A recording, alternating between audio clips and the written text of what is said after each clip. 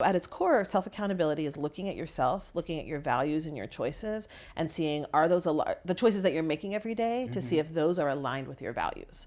So you're trying to say, did the choices I make today align with who I want to be? And there's always going to be a gap between that because we're never our perfect visions of ourselves. But that, if there's something that I did that's fundamentally outside of who I want to be and what my values are, self-accountability gives me a tool to be able to look at that and say like, oh, that's not who I want to be. What do I need to do to clean that up? What do I need to do to take care of that? And each of us building that individual skill is actually how we collectively get to a place where we can create communities where accountability is possible for other people. That might be a concept that is a bit of a shift for people. When we talk about accountability, we're so used to talking about accountability meaning like, I'm going to go get that person who did something wrong, and accountability is going to happen to them. And I've heard you talk a lot about how that can be kind of a setup. And so I'm just curious about sort of that shift to self-accountability. Why, and you started to talk about it, but why is it self-accountability the focus there, in addition for survivors, but also for anyone?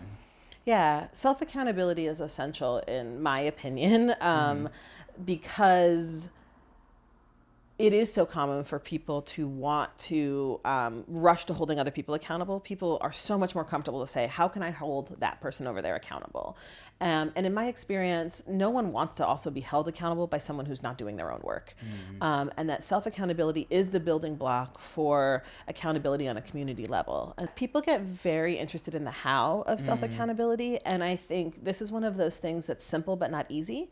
There isn't sort of like a magic answer that if you just did this one new thing, it would solve all of the problems. It's much more a set of skills and tools that people are already using. I think it's essential to have some kind of daily practice. And that practice can look like lots of different kinds of things. For me, that's dancing, that's movement, that is hanging out with my friends, hanging out with my dog.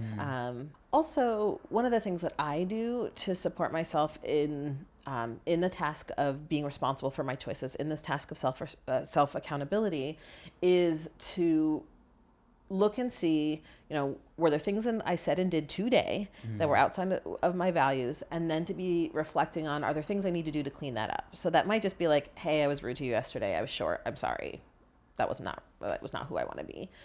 Sometimes there are bigger things, and often when there are bigger things, I find it really essential to get help from my loved ones, from the important people in my life, and particularly someone who's not involved in the situation, because it's really hard to see things when you're inside of them. It's hard to see the answers to something that's really up close to you.